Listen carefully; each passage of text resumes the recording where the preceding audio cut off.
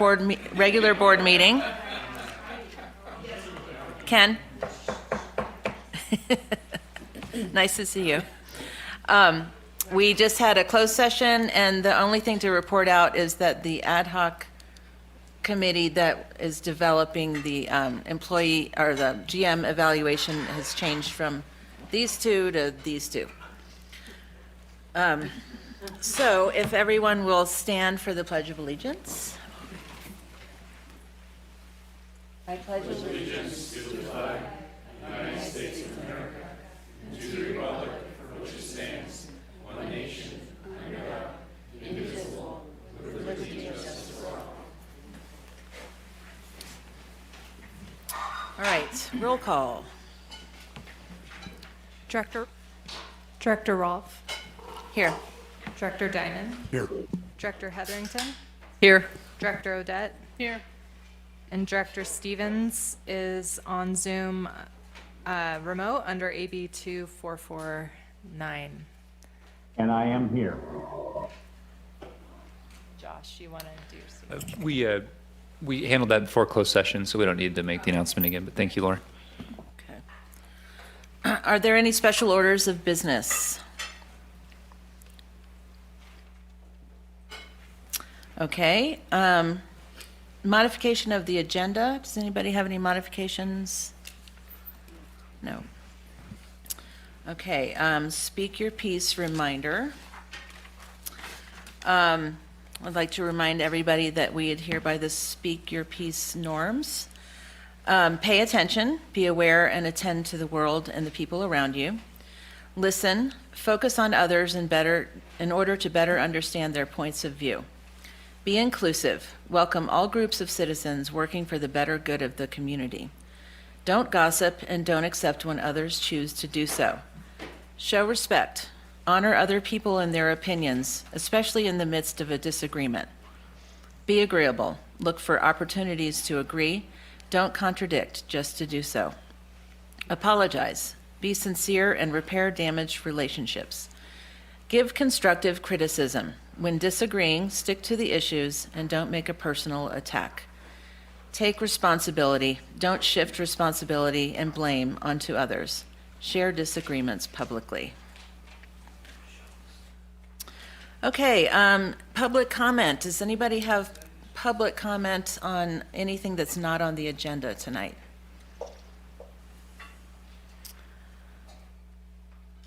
Okay. All right, consent agenda. Somebody like to make a motion? I make a motion to approve the consent action items. I'll second. Roll call. Director Rolfe. Yes. Director Diamond. Yes. Director Hetherington. Yes. Director Odette. Yes. And Director Stevens. Yes. Motion carries. Okay, we have a couple of special presentations tonight. First up is Mission to Mars Summer Camp Program Review, and Ken. Okay, Frank, thank you. My name is Ken Aronson. I am known as Commander Ken at the Mission to Mars Space Camp. I first of all want to thank the board and your staff for your continued support while we continue to work with our community. The space camp called Mission to Mars started maybe about 12 years ago as a way to bring aerospace and aviation to the youth of the Truckee community. The Mission to Mars space camps for youth ages 8 to 12. It works in connection with the Experimental Aircraft Association and the Civil Air Patrol. 8-year-olds to 17 can fly in this EAA's Young Eagle program, so we get them up in the air. At the age of 12, they can join the Civil Air Patrol as cadets. And we do the space camp, introducing these young people into aviation aerospace. And then this past year has been phenomenal. At least 15 of those kids, when they turn 12, joined the Civil Air Patrol. So our Civil Air Patrol has now grown to about 20, 25 cadets. So it's been great that the airport's been so supportive of us that we can do these programs. We did 4 camps this year. We did one in the spring. Each camp is 12 kids. and we spend 5 days. In the spring, it was Saturdays only. In the summer, we ran 3 camps, and that was from Monday through Friday. Most of the camps on that Saturday, or sometime, we do the Young Eagle flights, and they go flying in real airplanes. We were trying to do a camp in the fall to make it 5 camps for the year, but soccer beat us out, and we could not get kids. We're thinking next year we still want to do a 5th camp, and maybe we'll do it 1 week just before school starts. We didn't want to go any further in the year. We get snow, we get the holidays, so our next camp will start in the spring. On the first, okay, here we have the kids. We had lots of girls this year. One camp, I think, had like 11 girls and 1 poor boy. It was great. So they're building, that's on Friday. They've made it to Mars. On Wednesday they landed, and Thursday they built their city. And then we're using the EAA facility to do our actual classroom work. They're making hovercrafts because on Mars there's no roads, so how would you get around? So the kids are making these little hovercrafts, and they float around the floor. They're pretty cool. On the right, we have some girls. They have a robotic arm. Before we get to Mars, I think the robots will get there first and build the city. So they're learning how to make things work with the robot. Here we have, he's 11, one of our kids. The flight simulators are a big hit. What we're doing now is we're having the Civil Air Patrol cadets work as instructors for the simulators. So they get to learn some leadership skills and teaching, plus a ground school, and they show the kids how to use the simulator and do actual flying. These are pretty cool simulators, and I thank the airport for letting us have them or use them. We have 2. We use them in the EAA monthly open house, and it's a big hit while they wait to go fly in real airplanes.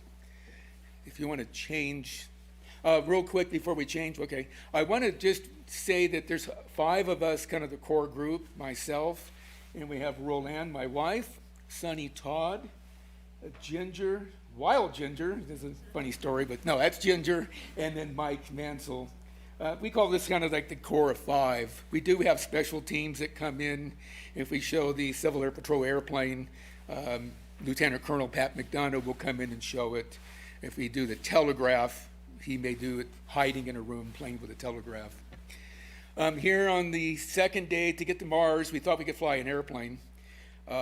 We've been thinking about maybe a glider, and then we get a little bit more complicated. And on the second day, they make space shuttles, and we study what NASA would probably do. And there we have a group of, what do we have there, 5 girls? So there were probably 10 in the whole camp. The next one up there, when we're on Mars, NASA actually has a helicopter off of one of the rovers. And so those are little balloon-powered helicopters. We tried to do drones, but they were having some problems. The funny story was one of the camps in August, we had the president here, Glenbrook, and we had a TFR, temporary flight restriction. It encompassed everything almost to Nervino. And you can see on the right, the kids are jumping up and down. We couldn't shoot rockets. How do you get to Mars without a rocket? And I talked to the Secret Service and told them this, what we were, we're miles away. Denied. So we couldn't say model rocketry, so we have model arrows, and these are stomp arrows. When you jump on it, it's a little air power thing, and they go in the air, 30, 40 feet, so we used the term arrow. We did get in trouble with the balloons because we could not have hot air balloons in the TFR, and when you blow up a balloon, it's hot air to blow them up. So we got yelled at for having hot air balloons. We had a pump. So we were okay. But it's fast-paced because you got kids. The show goes on. It's all about the kids. And, we will find ways to work with the kids. Is there another panel of slides? So, of course, on the first day, there's the flying pumpkin. That's the best way to get to Mars. And the kids are actually learning how to marshal an airplane in. And then the kids, there's usually a group of 4. 2 play astronauts, 2 play Martians. When they land, the Martians marshal them in to land on Mars. They talk to each other for a few minutes, non-communicating, non-verbal. If you met a Martian, how would you talk to him? And then they swap, and then they fly back to Earth. On the right must be one of the rovers that's on Mars. And then, of course, we give them a tour in the tower. The tower group has been very good to us. We're right there, so we just go upstairs and see the tower. That's the actual helicopter that's on Mars right now. It comes off of a little rover, the Prevosis rover. I don't know if there's another group of slides or not, but we did have the kids build a actual full-scale rover. And part of the mission to Mars is you have to be on it's not remote control, so you have a little hand joystick. That's why we have a mission to Mars, to go to Mars to run the rover. So we have about 35 hands-on activities, and we keep running out of time. It's a 9 till 3 day, and at 3 o'clock the kids don't want to go home, and it's kind of a challenge to get them to go home. We've had some issues where they have to leave early for sports, and they don't want to go to sports. So, but all in all,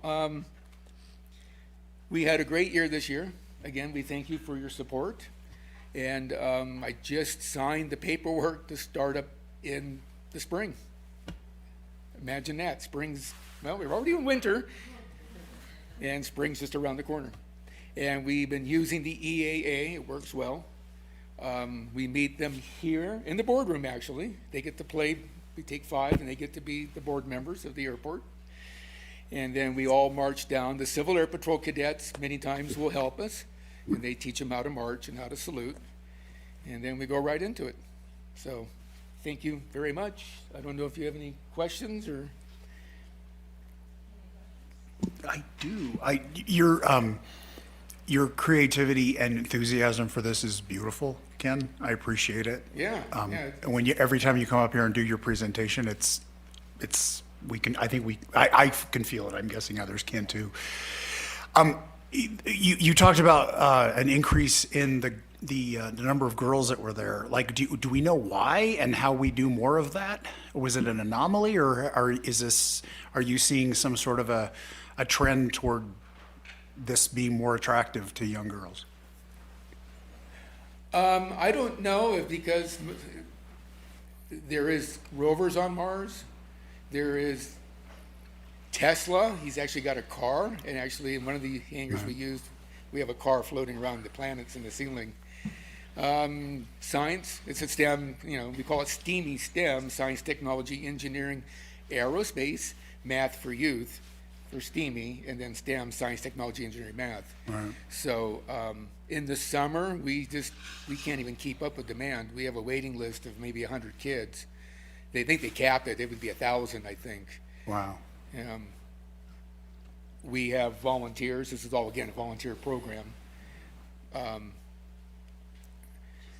No, I just think, we have a lot of kids, actually, that repeat every year. I mean, we've had some kids, I've seen you before, Right. So it's just kids like to get their hands dirty. The nicest thing we have, and don't get me wrong, cell phones are okay.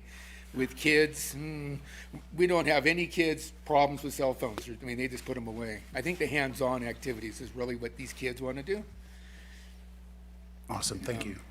We are talking, and this is a hard subject right now, but we would like to do a rocket club. Civil Air Patrol has got rocketry pretty big. And I have a friend, you know him, Lee Golden. He does the Tripoli rocketry. It'd be nice maybe once a month that we shoot the rockets in space camp, and then the kids go, well, when can we do it again? And it's like, well, next year, It might be kind of something fun to do. Work with the tower, of course, airport. Right now, with things happening in the world, rocketry we're leaving it kind of quiet for a little while. Anything? I have a clarifying question. In the beginning, you said it was open to all Truckee kids? It's open to everyone in the district, as far as we're concerned. And it's a funny story. A few years ago, I got grabbed at the air show by a father that was very angry. I mean, he's grabbing me. His daughter, who was like 11, couldn't get into space camp. because, and I kept saying, well, there's a big waiting list. And I said, when will she be 12? Well, like in 3 months. Well, if she joins the Civil Air Patrol and becomes a cadet, all the cadets are encouraged to help us in the space camp. She became a cadet. She's now the cadet commander, the kid's commander for the Civil Air Patrol, and she's helped quite a bit with the space camp. And that seems to go quite well throughout. We're open to anyone and everyone. Right now, because of the sports, even Reno people, if you want to come to the space camp. It's through the Truckee Tahoe Parks and Recreation, who handles registration for us. So we're, of course, the district comes first, but then, please come. Okay. I think it's really cool. And, my son in 99, I think, did the one through EAA, but this is even better. And it's very exciting. It's really fun to have kids. Yeah. Sometimes we have just as much fun as they do. So. Have you ever thought about, this is 8 to 12, have you ever thought of a camp 12 to 14? Because my youngest was too old to participate. The older kids kind of think it's corny. We've had some cases where we say we're going to take a glider to Mars, and then the kid acts like a lawyer and gives me all the reasons why you can't, and it's like, Never mind. we've even had, are we actually going to Mars? And we finally came up, yes, you are actually going to go to Mars. Your spirit is going to Mars. And we show them, the rocket's going up, look kids, it's coming back. And then we go to the EAA and we hang these little ghost spirits around Mars and say, there you are.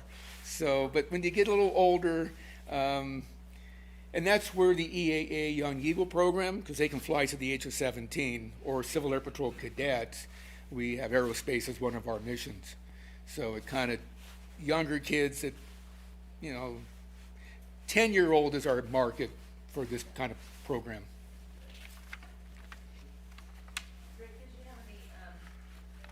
Rick, did you have any questions or comments? My comment was that my granddaughter did this program 3 years ago, and it was the best by far of any camp she's been to that date. And she goes to a lot of really good camps. So this is a terrific program. I totally, completely support it. And your granddaughter, I'm not being biased, and I know you are biased. She's a very lovely granddaughter. Congratulations. She's on, and we had a great time when she was Yeah. here. Clearly a very smart and observant person. Well, I know you're biased, but we work with the kids. Yeah, gee, I am. Thank you for the program. Okay, thank you. Yeah, you'll see us again. We'll be back April 6th, I think. And we'll give the kids snow plows if it's snowing. Ken, thank you so much for Yeah. everything you do for this community. Yeah, no, It's, great. this Thank you for isn't your support. everything you do. I've seen you fly kids around at the pancake breakfasts and Yeah. always at the air show. I mean, you do a lot, and we really appreciate it. Well, it's And the squad over here. the Fabulous Five. Yeah, Okay, great. Thank you. awesome. Thank you.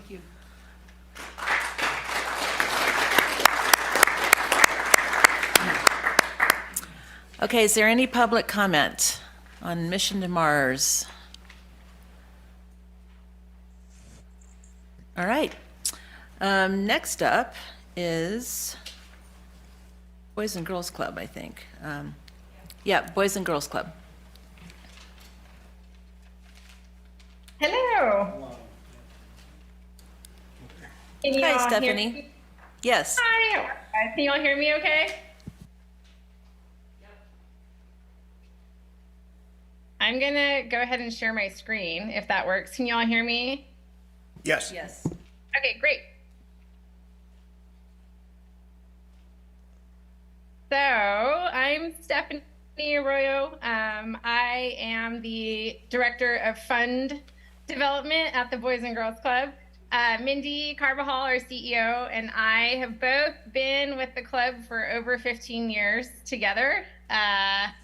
And 3 of the years have just been so grateful and honored to have the airport's support, both for the club and then personally, just from my own point of view. I'm a parent of 2 kiddos who have, really benefited from what you all do in the community. So, both from the club's perspective and as a parent, I just want to say thank you. I'm here today to just kind of give you an update on all of the cool stuff that we've been up to, and how club is going. This sort of is just a basic overview of, when school is out, the Boys and Girls Club is in. We are here to support club families whenever families need it. So, in each site, we have a site in Kings Beach, 2 in Truckee, 1 in Incline. And basically when school is not in session, before school, after school, during school breaks, we unfortunately have had a lot of smoke days, snow days, like any time that we can really step in and support families, we do whatever it takes. So that's kind of our, breadth of what's happening at club. Right now, we have 1,400 club members. It's a growing number every day across all of our sites. And each day we have on average 370 kids attending, but we've had some peak days over 400, which is just really exciting that, families are using our services. Specifically in regards to the contract we have with the airport district, we have 2 STEAM coordinators that every single day are incorporating STEM and STEAM activities and programs into, kids' days. For the last year and a half, I'd say almost 2 years, we had Rachel Brigham in Kings Beach and Aaron Wright in Truckee. And both of those individuals were actually promoted within and are now our clubhouse managers at both of those sites. And then we have 2 other people who have stepped up into these STEAM coordinator roles. And why I bring this up is that, yes, these positions are important for our kids to learn about STEAM and be exposed to engineering and exposed to a bunch of, new career paths. But they're also really creating some stable employment for awesome local people. And being able to provide a really great job that they feel good about, that, provides benefits, where they get to work with kids, I think is just awesome. And, clearly created a lot of consistency in our programming, that kids see these people moving up and staying with the organization, I think is just really important. And been great for, the club, that we can hang on to these people, and that they can then mentor the new STEAM coordinators that are coming up. So that's been awesome. During the school year at all of our sites, and particularly the Truckee and Kings Beach site, these coordinators every single day are incorporating STEM and STEAM related projects into every single after school program. So my daughter is actually in one of those pictures. She comes home with slime and science projects 2 or 3 times a week. We have a whole fleet of drones and do drone obstacle courses in the gym, a lot of coding so that kids learn how those operate. Lego robotics has always been a really big club activity that's super fun and still going strong. And then, a lot of just basic science, like we kind of in the last couple of years, they've even brought back really simple, like egg drop kind of activities that kids just love. And having these 2 STEAM, people in place have made it possible to have all the science, technology, engineering, aviation, math, like all of those things are really just integrated into what kids do every day. It no longer is like a special program that only happens here and there. It really is just like a part of what kids expect and what they do. My daughter comes to the club here in Kings Beach and, we'd call it the STEM room, and she just spends tons of time in there and, usually shakes her head when I'm picking her up early to head home. So that's kind of like what's happening during the school year. And then in the summertime, we have camps happening at all 3 of our sites. In Truckee and in Kings Beach, specifically, is what I'd like to kind of talk about today. Overall, this past summer was the Boys and Girls Club's largest summer ever. We had, in total, across all of our sites, including Incline, we had 324 kids attending camps every single day. In Truckee, there was 120 kids. In Incline, we had 51. Kings Beach, 153 kids. So it was really exciting for us, particularly coming out of COVID. We still, since then, have been kind of slowly climbing our way back to, pre-COVID numbers and programming. And this past summer really felt like our first kind of like, okay, it felt like we were over it and done and back to our big, fun club, wild, loud, exciting programming. So we were really thrilled about that. And specifically, the way our summer camps work is that we have day camps available that have themes. And then aside from those, we have specialty camps that are a little smaller and a little bit more targeted towards specific ideas. And so in Kings Beach this past summer, 80 different youth attended STEM-specific related camps.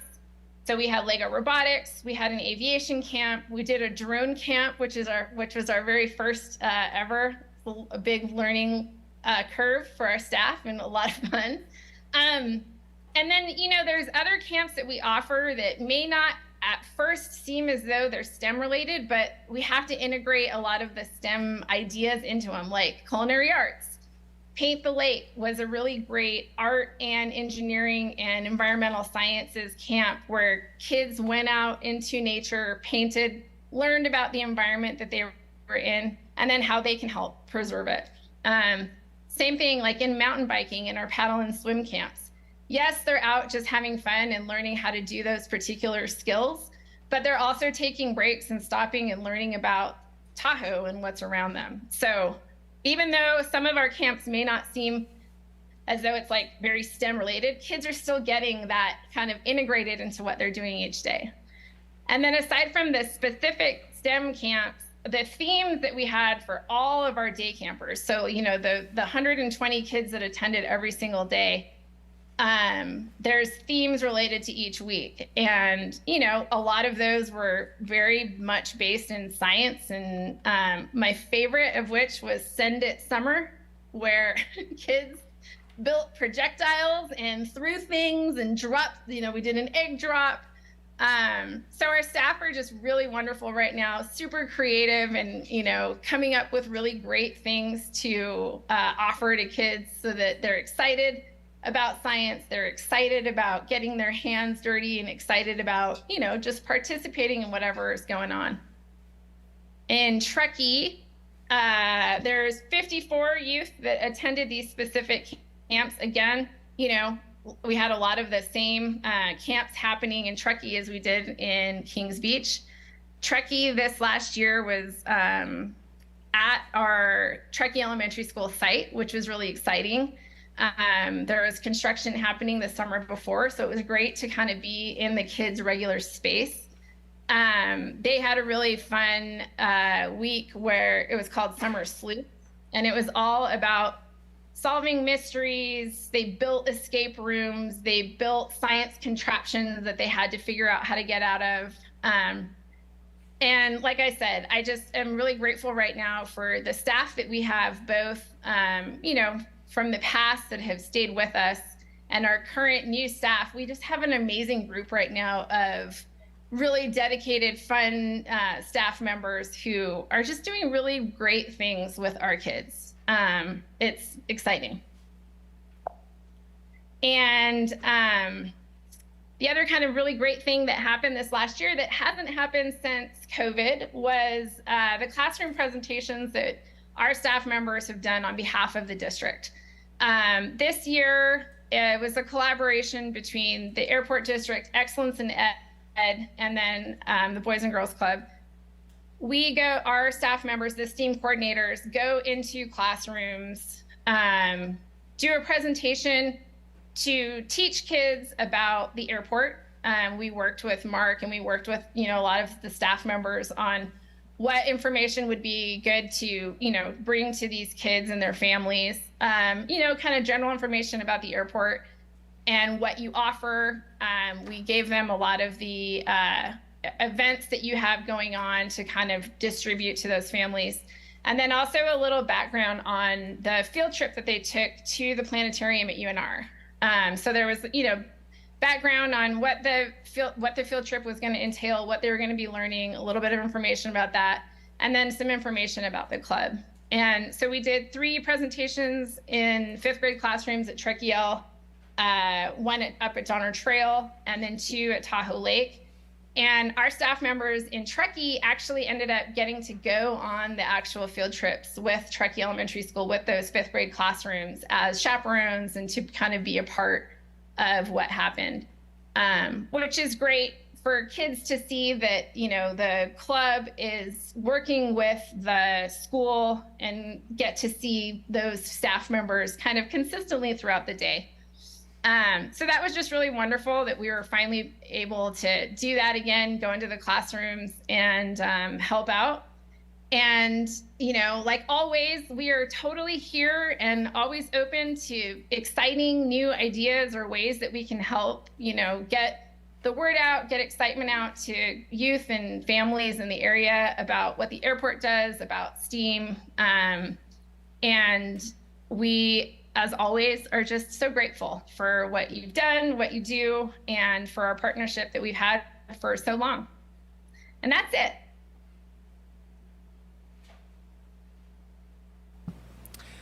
Thank you for that, Stephanie.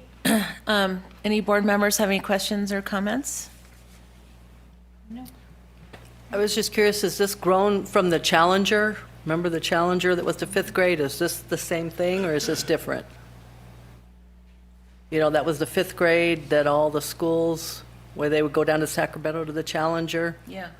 It is. So this did grow out of that. I don't think that is open any longer for visits. Oh. And so for the last couple of years, Excellence in Ed really has taken the lead on trying to figure out with the school district what was possible in terms of a new field trip. And the planetarium has a really great program that integrates school curriculum into this field trip. And so Excellence in Ed did a ton of really wonderful research around, this kind of being a good replacement and worked with the district and Mark to see if this would be a viable kind of replacement for the Challenger. And so we went with it. And from what I heard, I haven't, I've talked to a couple of the teachers at Truckee, but from, what I heard from them was that it was great and kids liked it. So, Cool. Hopefully that will continue or, another opportunity like that will open up. And my only other question is, Glenshire Elementary is not up here. Why not? I think it was more of this was offered to all of the elementary schools and as an option from the school district for field trip. And it just mattered if the schools could fit it into their field trip schedule and into their curriculum. So I believe all elementary schools, because Kings Beach is, we're right here with Kings Beach. That would have been a really easy one for us as well. Yeah. But the principals and administration at each school were really the ones leading the way if they could make it happen for their classrooms. So hopefully we'd be able to, do this at all of the schools if possible. Okay, great. Rick, did you have any questions or comments? No questions or comments. I support the program. Thank you. Great. Stephanie, you guys are doing an amazing job. I love to see all these new programs, and what you're offering the kids is really unparalleled on a daily basis. So thank you for that. Is there any public comment?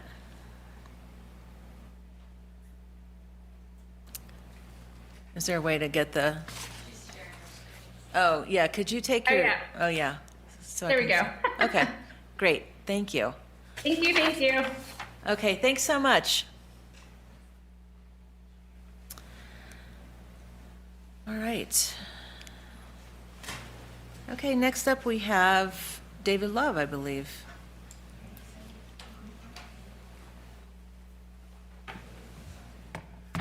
Thank you all. Thank you very much. It's another year already. Hard to believe that as we roll on. We're formally here tonight to present to you our thoughts on a show for next summer with a budget attached. We've had great meetings with Rob and Jeff and Stacy and key people from the district. And actually, I had lunch this noon with the key representatives for the three partners that are involved, Optimus, EAA, and Kid Zone. So we went over our last sort of thoughts on this. Wanted to make a comment because a friend of mine I was at the Salinas Air Show where two of our performers actually performed also a week ago, and they handed me this and they said, "Do you know you've made the national news?" This is General Aviation Magazine, the September edition of it. What happens is photographers and what they call stringers go to air shows and places and that, and then they take their stories and their photos and present them to different magazines that might show interest. And comments on this is one of the best small air shows you'll ever go to and you'll ever see. Talked about the great support from the district. And then some cool photos of our performers in action. They commented, actually, it was interesting, we're one of the few air shows that two of our performers were actually nationally certified, what are called ACEs, for air show competency exams. They certify other people to allow them to fly in an air show. And so one of the two guys here is an ace, Vicki Benzing, who had the Red Stearman. Vicki's an ace. And they also had some really great photos out on the field in the B-25 and our little mini jet and all those things. And I could share this with Rob and you folks. So just wanted to mention that because somebody just handed it to me last weekend and I said, cool, thank you much. I think people would like to know that. So, and they had some very nice things to say about what happens here. But we're pretty unique. There are practically no air shows in the United States that offer to the community this kind of event without a pretty big price tag. I wasn't cheap to go to Salinas, but it was worth it for my time. So we've selected as a proposed date, June 22nd, basically the same Saturday that we've been doing. From the fire people, the police people, community people, they said, great weekend.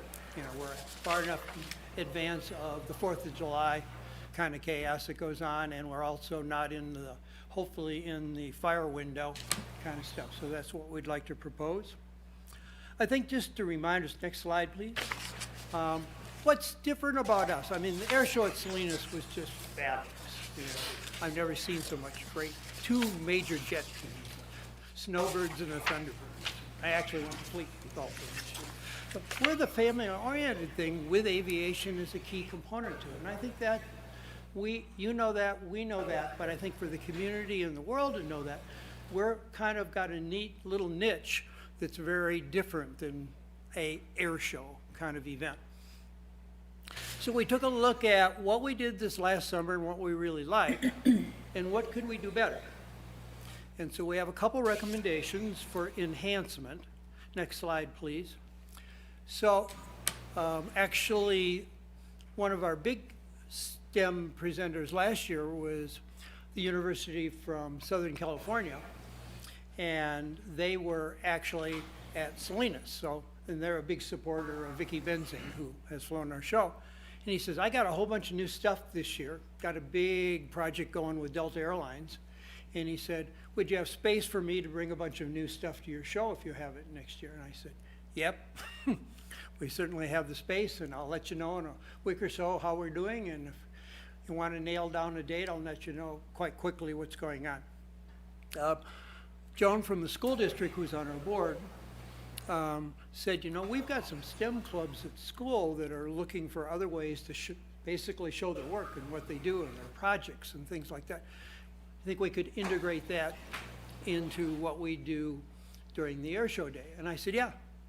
So we're going to expand the Family Festival footprint and activities. We're going to add more STEM activities, and I think this is all very doable, by the way. We did run into problems with the bike thing. We had so many bikes show up, we ran out of space. We planned for 350 bikes, and at that, we were out of space. So we kind of had to stage them around. So we're already talking to the bike club and the other folks who are very generous in time and stuff. We need more fencing and a few more purchases, rental equipment for the day. That worked out really well. Really excited how well. Welcome to the world of the e-bike.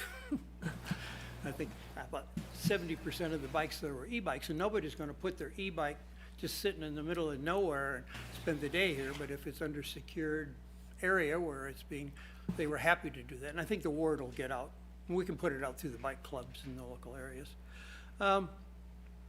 I did some presentations to nonprofits and service clubs this last year.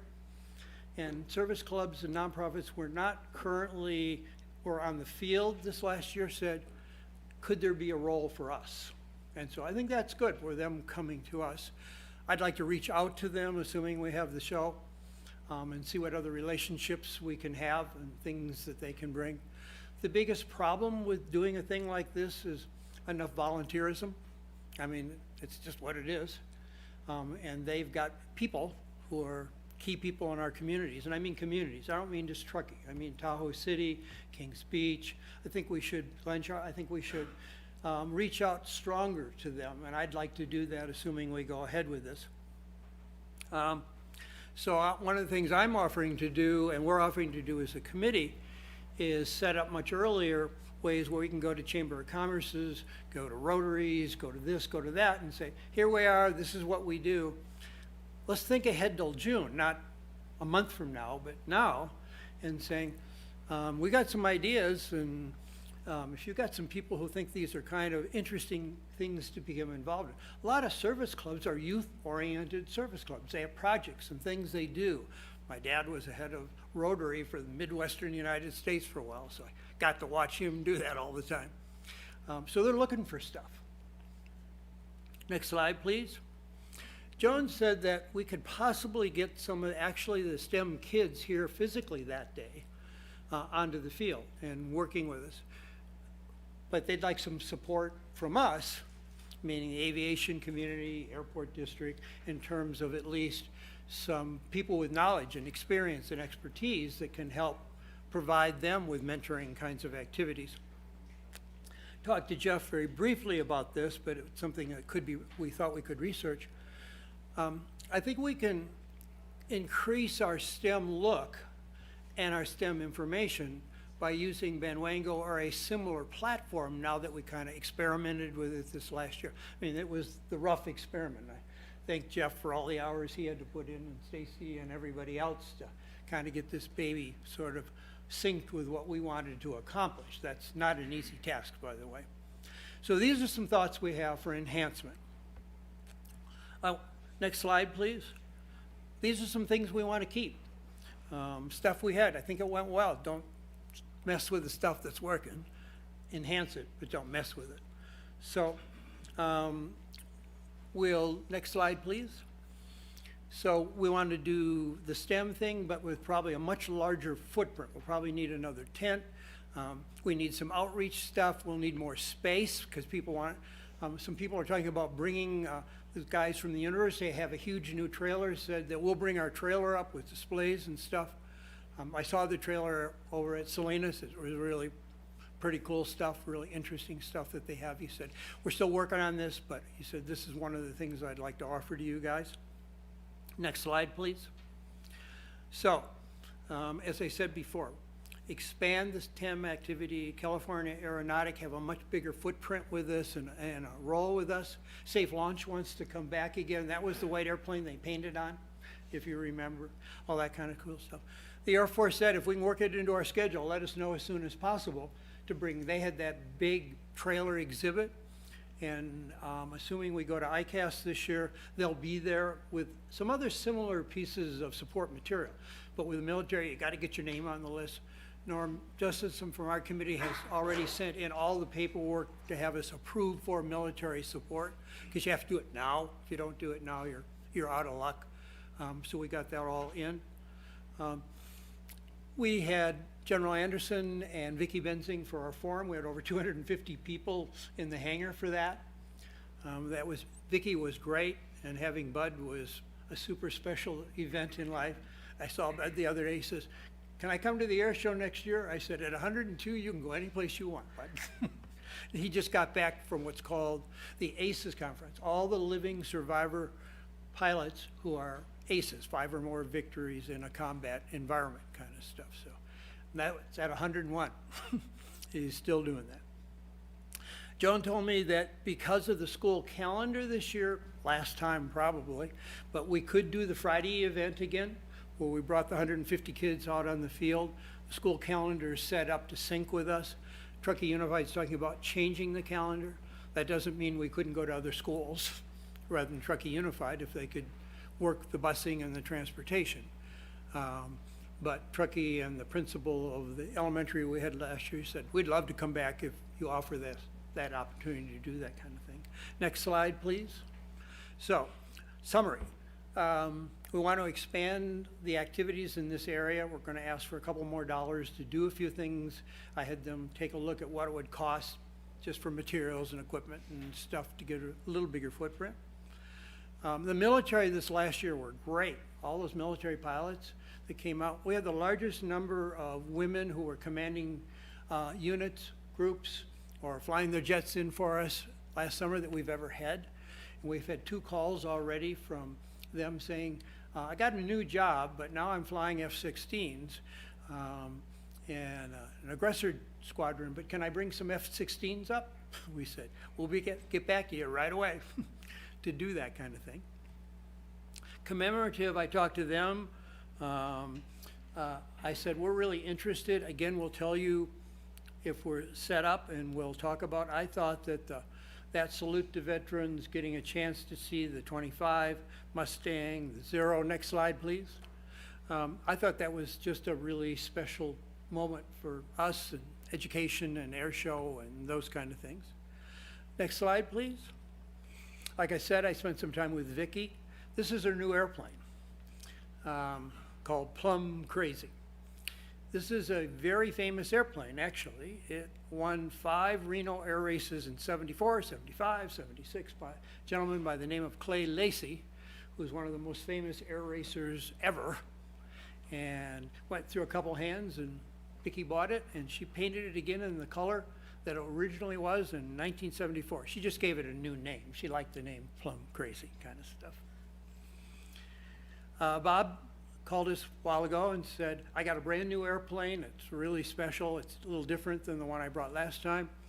I got you penciled in. Let me know if we're a go or no go as soon as you can." I have to just, next slide. I have to say, I really liked flying those airplanes. We can probably get them back from Beale. This is from Beale. They actually did flybys down at Sacramento Air Show with the T-38s, but they've got some other aircraft that we're talking to people out, maybe some flybys, and or statics.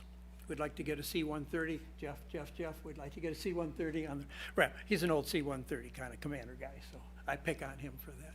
We have some over the hill down here that high rollers have C-130s, so we'll work it out. Not old. Not old. Former. Farmer. I apologize. Young.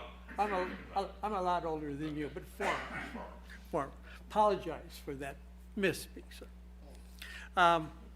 You heard Ken, and we're talking about maybe doing some additional things we could do with Young Eagles also, which we may want to talk about later. We want to bring the VIP tent back. It's one of the things. I'm just amazed at people who want to plunk down some dollars on the line, but they want to plunk them down because they would like some shade and good food, and that's an extra plus for us here. And actually, for some people said, I come because of the VIP tent. It's something I like for my family, or I like to do it with some of my colleagues at work, that kind of stuff. We had more vendors wanting to come than we had space for last year, so we're going to revisit that in terms of a footprint and how we may or may not do this. There's a point in time we just have to coordinate it with fire and the city inspector and all those kind of folks put their fingers in that discussion. Next, there you are, got the slide I want. All right, I'm going to expand mine here because the print on my screen is so small I can barely read it. All right, this gives you basically, in the left-hand column, you got what we spent, actual dollars right down to the penny that we spent for each of these categories. So, when you take a look at, and we had a disaster like, what, week before the air show with our carts, the company that, golf carts, right? Company said, by the way, we're not giving you any golf carts, which we had ordered months in advance. And there we said, huh? And I've got to thank Stacy 10 times over for this, but then we had to go onto the open market and find anything we could scrounge. We paid more money for it, you know, a week in advance versus 4 months in advance. But the company that we got turned out to be really professional. And so we can engage now with them if we choose to do this. But still, carts are up, rental equipment's up, tents are up. They already warned us about some of these things. So we've got a preliminary cost of living increase of renting equipment, and it'll cost us about $87 based on what we have as a preliminary bid kind of stuff. Big changes. We had rooms over here that they said for one last team, we'll give you your rooms for the price we've been giving them to you for the last 3 years, which is less than 40% of rack rate. They said, but we're going to have to talk about room rates. It's a big cost for us because we also, all of our military performers, our static performers, our regular performers and teams, that's one of the things that are a part of the package that you sign with them. Same thing with rental cars. Rental car people were not very happy with this last year because ICAST had set a price. So we went under the ICAST umbrella, International Council of Air Shows, and we benefited from that. The price they quoted at us first here was just kind of not so crazy. And we said, wait, ICAST has a contract with you for air shows. Well, yeah, but we don't do that here. We said, no, corporate signed that contract. And so we fought with them a long time. So my best guess, based on the conversations that we've had, is this will be the cost for all of those things as a package. I know that when Vicki brings her Mustang, it's more expensive than little Stearman, which she's moving to the Mustang. We have a couple acts to fill. Remember, we had the twin chip RVs, the two ship. If we're replacing them this next year, we've got to find somebody new. So we've got that. They were very inexpensive for us because they're a small airplane, don't burn much gas, and they were just in Washington State, so they didn't have to fly very far to come spend the day with us. We would like to enhance the children's activities, the STEM stuff, family festival, so we went from $27,000 to $37,000. That's an enhancement primarily. A little bit of that is just cost, renting the tent, doing those kind of things. So we're keeping the same for the nonprofits, the 3 nonprofits, 66. So our request is for your consideration, a budget of 281, cost of living, slight enhancement in STEM and family festival activities, and best that we could do with trying to project this forward. So there we are, folks. Questions, comments? I don't know if you had a chance to review this before today. I'll go. Thanks, David. I've got a question about the booth space. Are you using as a definition of nonprofit that they are 501c3? We actually have 2 types of booths, and I misspoke. I apologize for that. The people who pay us the money are people who are selling popcorn and ice cream and all that stuff. The nonprofits don't pay. In other words, any of our local nonprofits and out of the area, we had the Tuskegee Airmen came up from Vacaville with a really great, and we didn't ask them to pay. So we both have space for people selling product, and we charge them, and nonprofits showing their wares. A few years ago, we expanded a little bit, and we moved it down this way towards the terminal. We got ramp space issues, parking space issues, and it's something we'd have to coordinate with Rob and Jeff in the airport district if we could get any more footprint where we could put additional events up. and fire people are okay with it. But right now, we need a bigger footprint. In other words, a little more ground space to put more pop-ups. So we went from EA, if you remember, almost all the way up to the STEMIC area last year with all of those folks out there. So the nonprofits are all 501c3s? Yes. Thank you. That's probably not true. We had a couple service clubs that may not be 501(c)(3)s. They may be, rather than the C, they may be the Bs or but they're nonprofits, registered nonprofits, yeah. Thank you.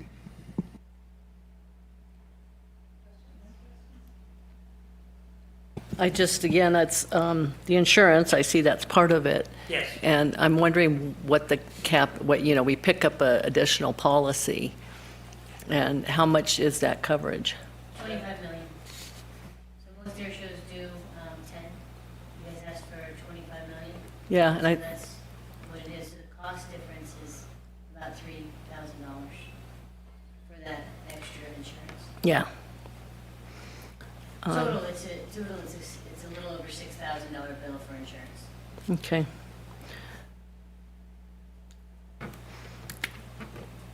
I'm just, it's, and I think that was the highest they would go, as I recall last year.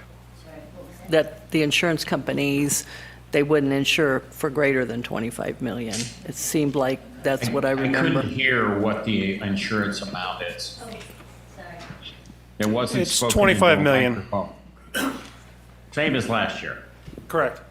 And I think that was the highest that we could get the insurance for. Yes. Okay. Rick, do you have any questions or comments?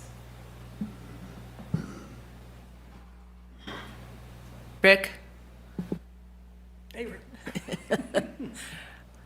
Rick? Pardon me, I Oh. put it on mute as Oh. soon as I got my question answered.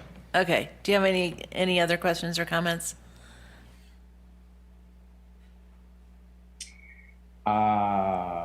Thinking. Okay.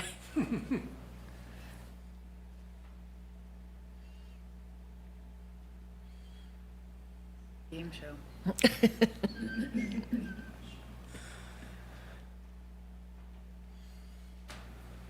How long are you going to give him? Okay. He might have gone to sleep.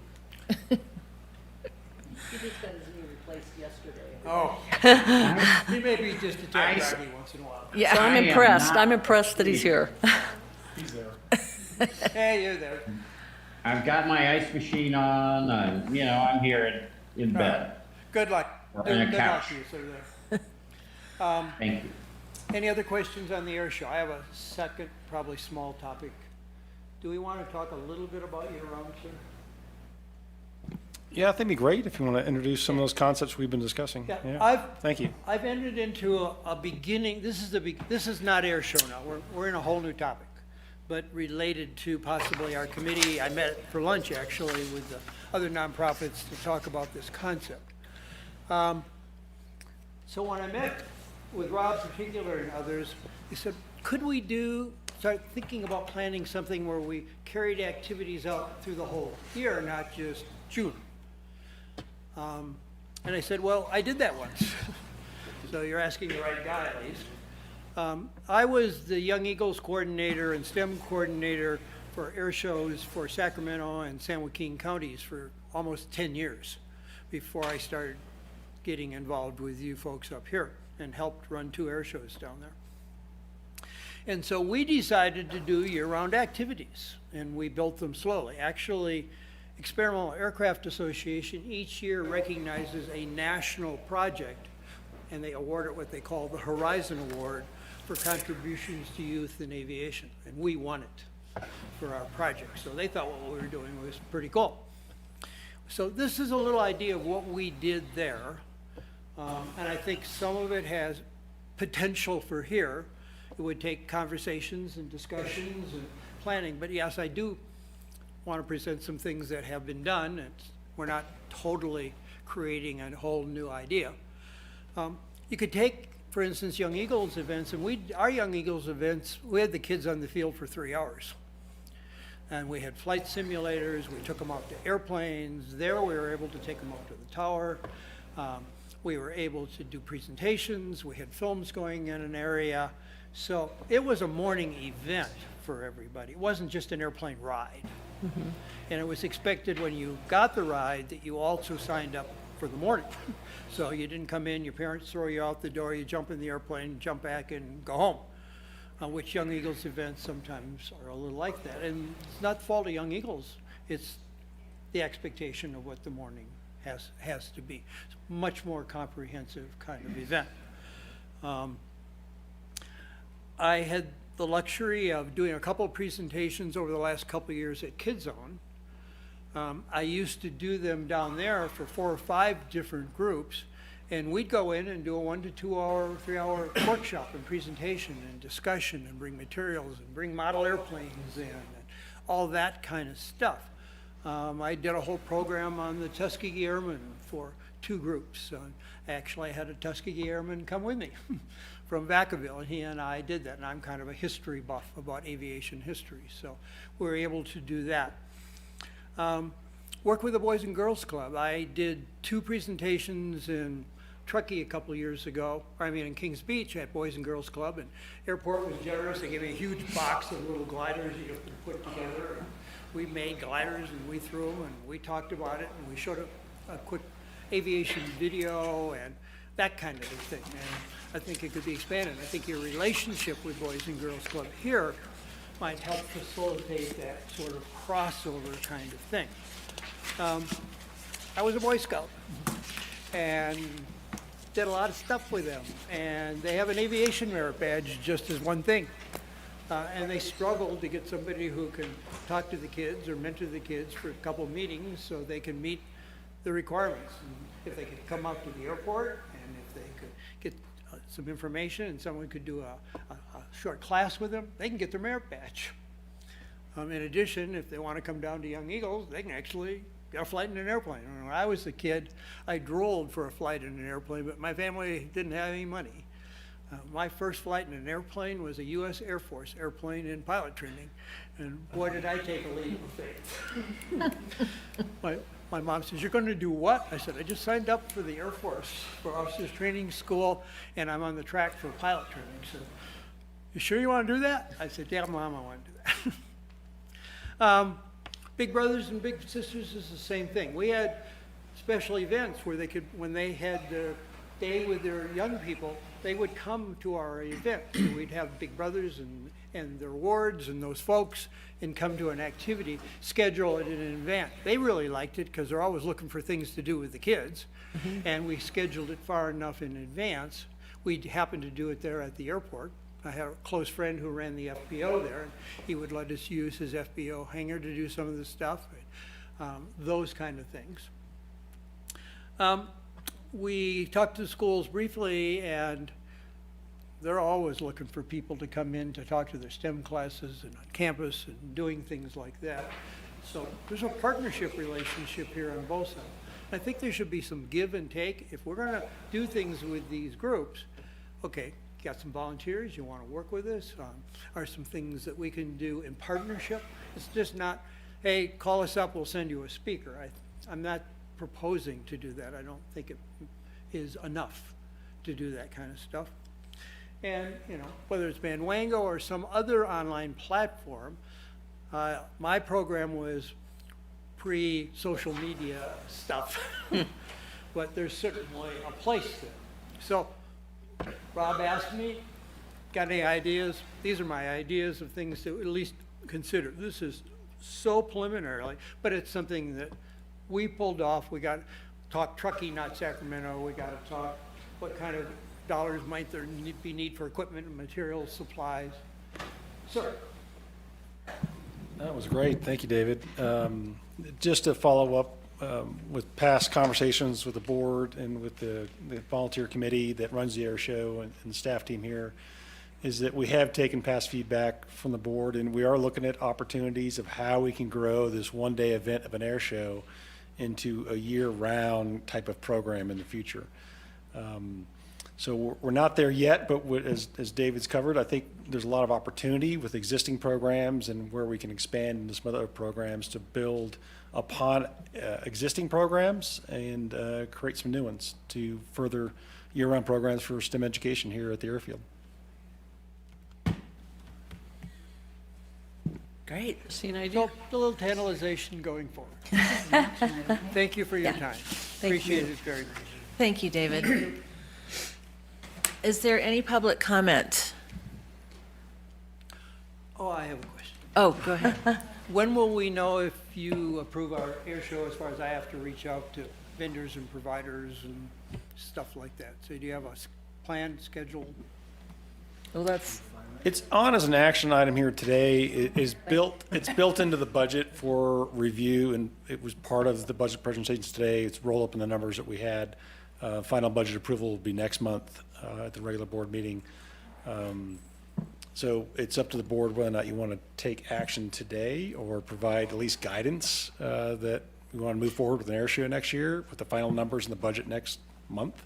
That would be enough, I think, for David and staff to move forward with securing a lot of things. Yeah.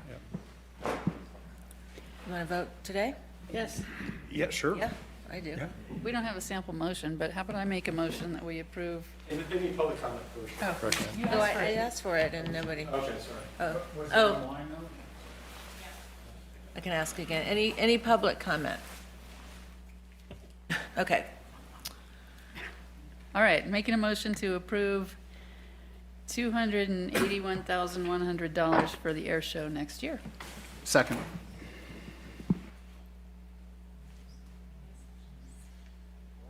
Yeah.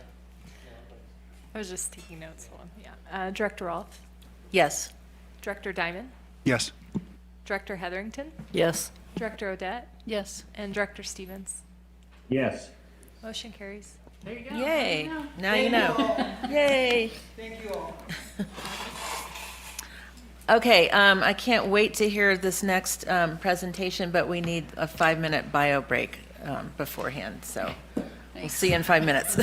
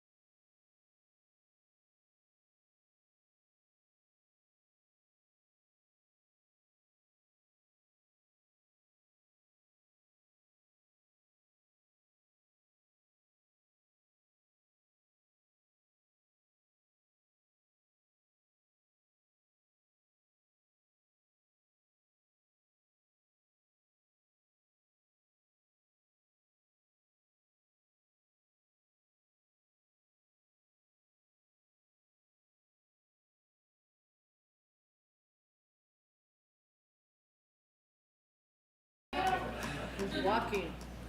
I just can't Oh, here he comes. up walking. It's right after. Look at that. Hey, look at that. Nice job, Rick. He can't hear you either. You got an earplug. You know what I mean? Like a corded earphone. Yeah. That camera's on. I was telling, I is said to really the Lauren worst. earlier, like, that's what I told you, isn't it? You got a button handy? You got a button to cut him off? Let's make sure his pajamas don't slip down when he gets into bed. All right. We're back in session.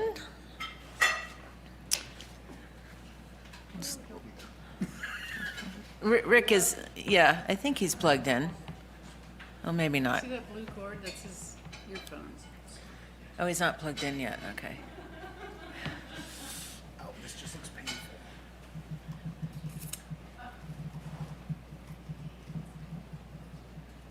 He's doing great. I'm All right. so impressed. Should we wait? No. No, okay. Heidi, if you want to get started, you're very welcome to. Thank you. Thank you. Hi, everybody. Nice to see everybody, and nice to meet some of you for the first time. Awesome. Well, I'm Heidi Alstead, Executive Director for the Truckee Tahoe Workforce Housing Agency, the newbie, 2 months in, so thanks for having us tonight. We are, thanks. Lauren's getting crazy back there. We are, as you know, part of 7 member agencies in our region here. Next slide, please. Just to kind of kick off before we get into the program, as you know, summer of 2022, we facilitated a survey with all of our member agencies, and the airport employee stats were interesting and will help, I think, facilitate some of this conversation as well. But 60% of your employees own their own homes. Down payment assistance was the #1 employee request. 71% of your employees were interested in deed-restricted homes, and the average price was $572,000 that they could afford to pay. And then the majority of your employees falling within these AMI allocations are eligible for other regional assistance programs, which we'll talk about briefly here as well. Next slide, please. Part of what we do at the Workforce Housing JPA is we provide home purchase navigation. And what that can look like is everything from financial coaching, credit score repair so that people can get ready to purchase their home. We can connect them with real estate professionals and lenders and work with them through the loan process. And eventually down payment assistance, as we're talking about tonight. Next slide, please. The Home Purchase Assistance Program, as you know, is an employer-funded down payment assistance program. It's administered by us and serviced by us. We work with an administrator that we hire to work with all the loans, and it's a very well-oiled machine, which we'll get into a little bit. It can be layered with other regional programs if the employer approves with their process. And the first program we launched was through the Tahoe Forest Hospital this past winter, and it's been very successful. Next slide, please. The board of the Tahoe Forest Hospital committed $900,000 to the program, and so far we've completed 5 loans. 1 is in process, and we've served 6 employees and their families with this loan process. Next slide, please. The loan is a simple interest deferred payment second priority loan. Like I said, it can be layered with THAP, with Placer County's WIP program, and with the MARTIS Fund. Each program is specific to each employer, and some of these examples could be the employee eligibility, whether the employee's in good standing, has good credit score, could also be a first come, first serve basis, or a lottery as well. Can also have something like for the maximum purchase price, you can have AMI caps. The terms could help them with interest rates so that the employees aren't burdened with additional payments. And also making sure that the employee has some skin in the game. So again, these are all things that we can work out through our agreements and through our documentation. Next slide, please. The employer as the lender, you will be on the deed and would be alerted if anything changes. If the employer sells the home, and we've learned through the Martis Fund, which I helped with many years ago, we've learned that the average loan term is 5 to 7 years. So it's been a very successful program, and they pay back fairly quickly. And then loan repayments can go towards additional loans for employees through like a revolving loan fund. Next slide. Borrow repayment terms. These are deferred payments, so the employee does not pay anything until the end of the loan and must be paid upon the sale. The employer no longer occupies the residence, the loan is in default, or they pay off, or the employee leaves the airport. I talked about layering it with different programs, and these are the different programs which I know you probably have heard a million times, but the Martis Fund, Placer County, the WIP program, Truckee Home Access Program, and Hopkins Village. These are all a combination of a loan program or a grant program. Some need to be paid back, some don't. Some are deed restricted, some are AMI restricted, et cetera. But these are also another way that the employee can have another layer of support through the loan process. It's kind of quick, but any questions? Kind of kept it. Yeah, sure. Couple questions, thoughts. When the employee leaves, how do you enforce the payback? Enforcing the payback. Jacqueline, did you know? Well, I know that they have 2 years. You need a mic. Yeah. This is Jacqueline McQuay, our program manager. I know that they have 2 years to repay it. As far as enforcing it, I don't think we have that answer, but it would be something that they would sign in the documents. So they would legally be bound to it, but as far as enforcing it, I don't have that clear answer. They're just legally bound to it. Okay. The Tahoe Forest Hospital one, I think I wrote this down. They committed 900,000, 866 has been in over 5 loans. So they're like 200 grand a piece, loosely? Yeah, I mean, they're around anywhere from. So the maximum is 16%, and we loan up to, I think it's Mike, one, lean on the mic. sorry. It's okay. So it's 16% of the purchase price. No limit on loan amount, just 16%. No, there is a limit on the purchase price, and I don't have it with me, but I think it's like 1.2 million. Okay. And this might be a little premature because we haven't gotten into it, but it would be TTAD employees only? Is that true? Correct. And have you heard of any pushback from existing employees that already own homes that don't benefit? So that's an interesting question, because with the hospital, we don't promote it and we don't market it. So it's CEO discretion. So Harry has used it to recruit and also retain. So he's used it at his own discretion. And so this would probably be used a little differently. We've talked to Lauren and Rob. So it would be different for the airport. I'm just wondering if you've heard of any complaints from No. existing employees that No. I came in too early to not benefit from this. Oh. No, we No. have not. Okay, I think that's it for me for now.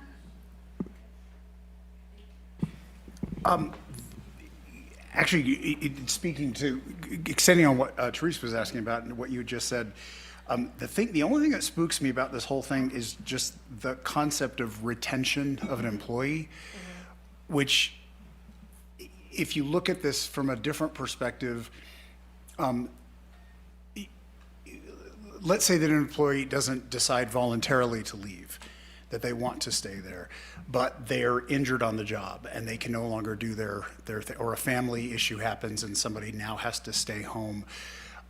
The one part of it that spooks me about that is that if I if I'm an employee of the airport district and I qualify for this and I do this, and for whatever reason, I can no longer work for the district, this is scary because this could financially force me to sell my house or force me to, it could be a really bad situation. And I'm wondering if in any of the other programs, was there any kind of qualification with regard to why, like if the employee just decided I just would like to leave, then it's one thing, but if the employee is forced to terminate because of family circumstances or health or anything else, that there was some sort of leniency with regard to payback? Great question. So as far as those terms, you guys can make whatever terms you want. So those are just the terms for the hospital, but if you guys were not comfortable with those, you guys could arrange it however you wanted. So if it was for a medical reason or for sensitive situations, you could put other terms on it as well. So does that help? It helps a lot. Right. It's very customizable. Yeah. So we just presented what what is working for the hospital, but you guys could completely modify it. Yeah, and the only other question I have, which is it's probably not even relevant, but just it does speak about the hospital district boundaries. I know our airport district boundaries are roughly the same, but I'm figuring it should be exactly the airport district boundaries for us. But that's okay. Okay. Yeah, we would define it as airport district boundaries. We also would run this through our legal to define with the specialists in the BBK that deal with housing to address. I don't know if you want to say anything about that, Josh. Yeah, I mean, as you can imagine, this area is pretty complicated, right? So this would be an area where we'd rely on specialists who have helped other jurisdictions with similar programs. Thank you. We hear AMI. What is AMI in Nevada County? What is it in Placer County? Because I know they're different. Yeah, they are. Area medium income. No, I know what it means. Sorry. I'm saying, what's the dollar number? I think 100,000 for a family. It's on our website. It's on our we could pull it website. up. We haven't memorized the numbers, but it's around 100,000 for a family of two. But I can get those numbers for you. We can get you those numbers. Yeah, I would like if you Yeah, can send it, absolutely. because Yeah. it's complicated, Yeah, no. because the percentages are all tied to that. Right. And we can look at your existing employees and match that to the AMI data as well. Right. If you'd like. Yeah. And, being in bond engineering, I look for the worst case. And what happens if we have an employee that has to be let go, but they're already in one of these houses? Does that become a taking? Well, they in the agreement with the hospital, they have 2 years to pay back. So it's whether they're And what if they don't pay it back? So, yeah, I mean, I think I was whispering to Rob. I mean, these are all excellent questions from the board, and I'll be honest, I don't have the answers just because this is an area that's super specialized. But we're taking these questions down, and I think when a full program was brought forward with some guidelines that we're looking for, we'd have answers to those questions. And we determine the 2-year number, meaning the MARS fund is 30 years. They don't Correct. have We can clawback. define the payback term, right? Right, for any reason. Right. And I know how you get the money back, you have to foreclose. Yeah. But to do that, you have to cure the first, meaning pay it off. Right, which, We're not gonna do. But we determine that. right. But, yeah. And the hospital works on 180 days of employment of 30 hours a week. And that doesn't seem long enough to me. We don't have to work that out right this Yeah, second. that's right, we're just sort of talking, I ran the brief numbers, you probably did too. And it's, Yeah, these are all customizable to the airport, right? So it's just a best practice template that the airport used, and also taken from the MARDIS fund as well. So some of those practices. So we can customize this however you'd like it to So be. if you wanted to convert 90 days to 180 or 360, it would be up to you guys to decide that. and then we also participate in a more general fund. We're talking Yeah. about the specific one. And those are also only for government employees, or are they also available for non-government employees? Sorry, I what are mean, the funds? with The one- general programs for the JPA, the housing, Oh, at large. At right, large, yes. right. So through our strategic planning process, yes, we've extended it beyond the 7-member agencies. Yeah, but with first priority to the seven-member agencies.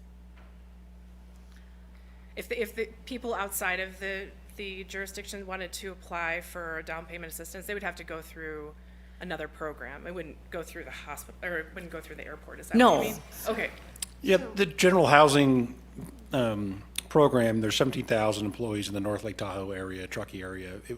The majority of their other programs involve access to programs for all those employees for this area, not just the 2,000 public employees. Rick, do you have any questions? I'm sorry. Rick, do you have any questions or comments? Well, my comments are what everybody is saying. The repayment issue is of concern for closing in order to cure the first. I don't know whether we foreclose or not. It depends on what the market value is. And we're not really in the home real estate business. We're trying to do this to help employees. And I think that we have to draw the document that works for us. I would really be very interested to see of the people who are not in their own homes, how many people are going to qualify for this? How much is the AMI for these things? And we got to really look at the numbers here. And not all the questions were answered by our present presenters, and I'd like to know the answer. You know, I mean, we had a different kind of program where we provided training to employees and they left. And so we changed the policy to say that if you leave before a certain number, you got to pay stuff back. In this case, if you leave the airport employee, I think I heard you got to pay it back in 2 years. Not much security on that, but I'd like to see the details. So I'm interested. I want to see the details. I think we comment. create the details, yeah, right? absolutely, yeah. That's what we do as the next step here after this overview briefing, is we start working on creating our own detailed program if the board is acceptable to moving forward with this. Okay. Is it, the number about 60% of our employees own their own home, is that an anomaly for a district? Is that average, or is that, where does that sit? I think with like the PUD, that's similar to the PUD, smaller, kind of more established. It's different for like the hospital, especially for the school district, where you have younger, more newer employees. So does that help? And we've got all the data, we can look at that, and I can get back to you on that too. I was just, Yeah. no research is needed. I was just curious because I would have guessed that the number was much lower for home ownership given the cost of homes in this area. So maybe our employees bought a long time ago and have been here. Yeah, I think there's a lot of folks that have enough tenure here that they had an opportunity to buy into this region some years ago before we really saw some skyrocketing prices. Yeah, if you would survey our employees, we have a lot of long-yeared, tenured Truckee Tahoe residents that have been here for multiple decades. And we also have low turnover, but that's not always going to be the case. With each retirement, we have a new employee, and they typically haven't been here for 30 years. They are new. So these If I could just add, as the newest full-time employee, I've been fascinated by housing prices here. I've been tracking it for 4 years, knowing we're going to resettle here. I don't know that there's an employee on our staff that could buy a home here. And the reason I could is because my wife works full-time, and I'm a retired colonel in the United States Air Force with a good retirement income. And that barely gets me into a single-family home, 4-bedroom, 3-bath with 3 teenage kids. It's any other employee, and I don't mean to sound like, you can't afford a home here, period. Yeah. So our local programs are great, but if you guys would consider offering an additional layering, they would be more approachable. Like buying a home would be a lot more possible for a lot of your employees that do not own homes. You're saying layering this program on top of Correct, the on way top per of the these okay. existing programs, yes. Especially because interest rates are so high. It just makes it extremely difficult to stomach a $5,000 mortgage payment per month. If you're only earning 8,000 or 10,000, it's still tough. So It seems to me that Mr. Weiss uses it for recruiting, and he's the one who picks who we get funded. I don't think we can be in that kind of business. no, we've talked to Rob and Lauren, and that's not our approach for this program. So yes, that would not be the way we would administer this program. So. Yeah, I would be Rick brought this up about,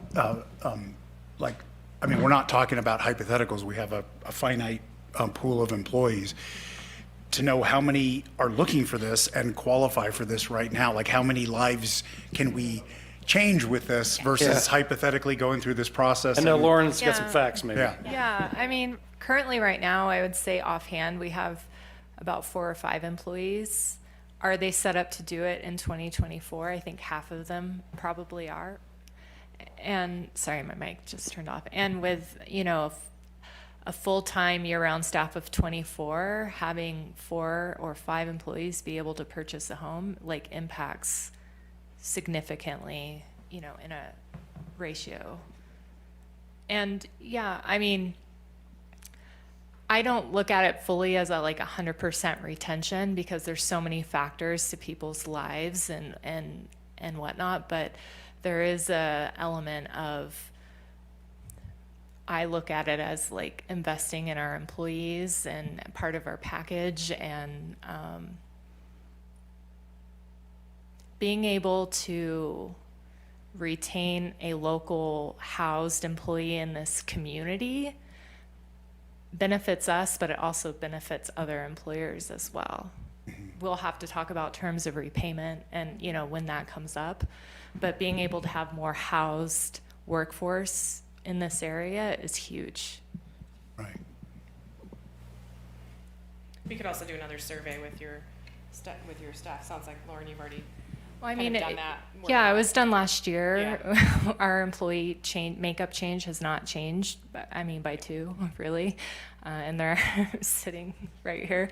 I would say it's about 4 or 5. Okay. So the same person who administers the MARTIS fund is someone we've hired to administer our home purchase assistance program. So I could ask her for data in regards to repayment so that you guys could feel a little bit more comfortable moving forward. Okay. Okay. And this was I talked to Rob about this, and we were pretty sure about this. I don't know if this falls under the umbrella of the terms we make. We have areas outside the airport district, like Sierraville, where we could have employees living, but it specifically says that the property has to be inside the airport district. Is that a So, deal breaker? No, it's not. That's something that you guys would decide. And I think when I've talked to Lauren, there's been an openness to even open it up to Reno. But again, that's something that your board and you guys would decide. So yes, those are very flexible terms. Okay, because when I think about the problem we're trying to solve, housing is super expensive right here. Correct. So this Yes. might be, wow, it's a great deal, but I still can't afford a house. Right. You guys can make your own geographical boundaries. Great. With the advice of Josh, our lawyer, of what we can and can't do. Yeah. Josh only owns a home, so he might. And those are things we'd have to work through as we, took the next step. Just to concur with Rick's comment about, besides knowing AMI, what people are making to see if it's even feasible. That would be very useful, because before we spend a lot of time, or particularly Josh's time, let's see if it's even feasible, because the numbers I ran don't look feasible unless they have it's. to be able to qualify for the loan of the home. So there is an approval process of that. As far as salaries, we want our employees to make good financial decisions. I would never want to offer a program and have an employee not be able to make their payments. They would have to be able to qualify for a loan first. And if you layer, you can And if you're willing to take, a deed restricted home, Truckee Home Access Program would be perfect. And they may get more of the down payment, choose to want to get more of the down payment with Truckee Home Access than ours, because that's a grant. They don't have to pay that back because they're taking a deed restriction. There's a deed restriction layer on that type of property. So you can get pretty dynamic, as it might be, we might only fund only a small amount of their down payment. Right. So If you're able to layer. But these are all things we would talk about with our policies and our guidelines and the application process and all the terms. We were able to put someone in Hopkins, a tech at the hospital whose salary isn't very high, with her partner. So it is very, very approachable.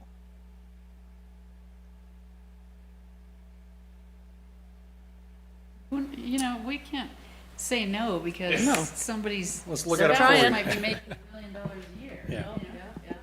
That's true. And this is just like a first introduction to you guys. It's not a decision making tonight. It's just for you to be aware of the program itself, the success that Tahoe Forest has had with it. It's been going on for a year and a half now, almost. And we'll work through all the details. I'm encouraged by it, especially with the layering thing, because I feel like we talk about workforce housing over and over and over again, and we come up with so few viable solutions that a creative approach is probably where we need to go with this, as opposed to just building and building and building. So for that reason, I would say I would like to see further details on how this would actually work, or how it would work for our employees. It doesn't seem like we have a retention problem, but as you were saying, because people don't leave, they end up retiring here, and then we need to fill that void, and that becomes increasingly difficult because of the cost of being here. So I feel like this is a step toward that, and ultimately, it's a loan. It's not a grant.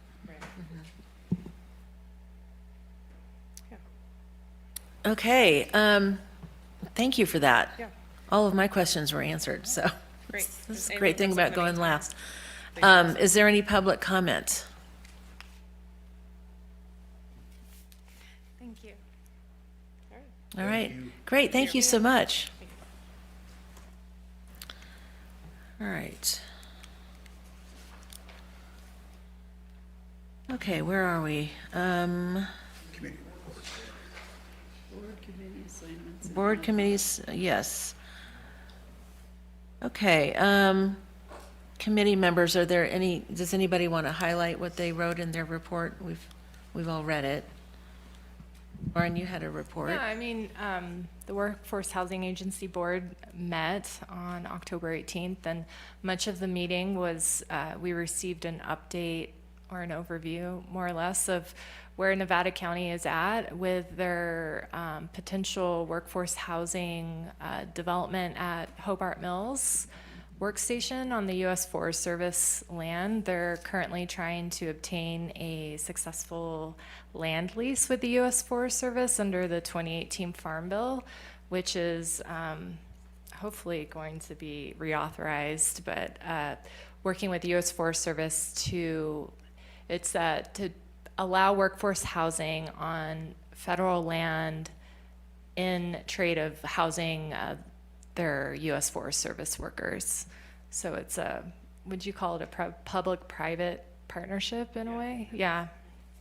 It's really interesting. Hobart Mills is only 7 minutes up the road on Highway 89. It's currently has a lot of temporary buildings. It houses the hot shots, the U.S. Forest Service hot shots in the summer, about 30 to 40 of them, and then other crews, should they be working on forestry, road workers, and other individuals, they camp out there, timber crew. They're currently working on the lease.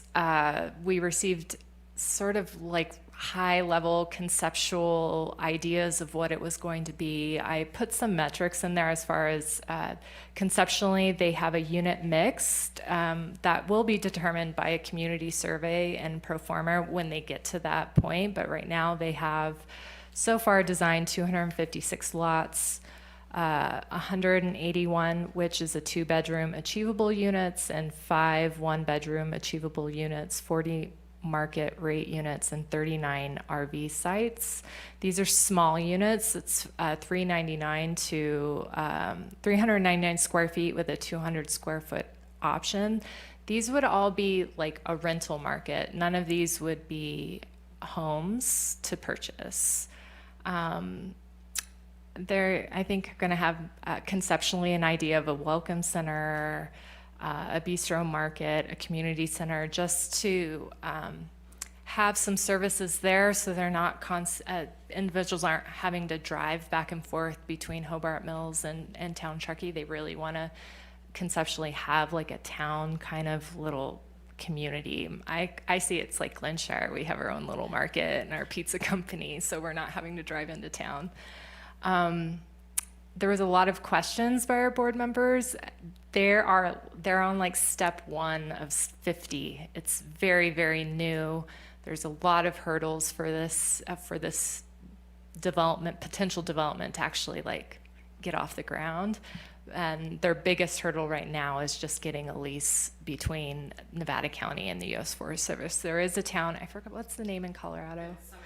Summit County. They just got a lease with the U.S. Forest Service. It took a couple years. It's actually like a big deal to be able to do this, but it hits our workforce housing agency's goal 2, which is to develop, I have it right here, facilitate development of workforce housing on public agency-owned land. So this is like a big part of our goals with the workforce housing agency. Other than that, that took up most of the meeting. We did we passed a budget amendment, which dealt with some executive director transitions, and we approved our, hold on, I have my notes, our year-end financials. Other than that, that's it. Thank you.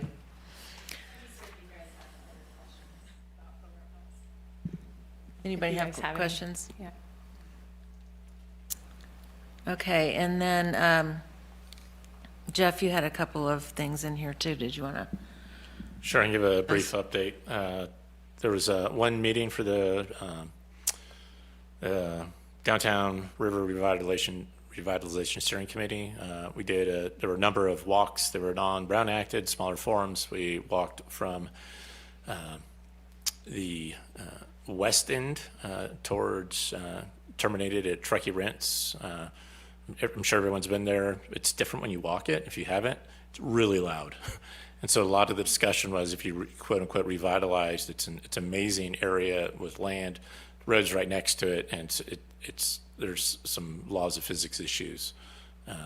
My input was brainstorming was, what if you moved the road and put it right next to the railroad tracks? And I think that caught a little bit of attention, just being very aware of how noise and noise corridors work.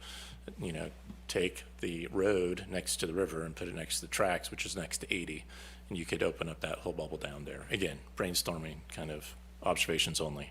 RFP is going out. There's a subcommittee of the subcommittee that are doing interviews with consultants, and in November, ideally, a consultant will be hired to start looking at this. Also, just in terms of talking points, that this is a revitalization, not a removal. This is very early in the process of many, many steps. Great, thank you. Okay, is there any public comment? All right. On to general manager's reports. Thank you. If I could just maybe highlight 2 things from my report.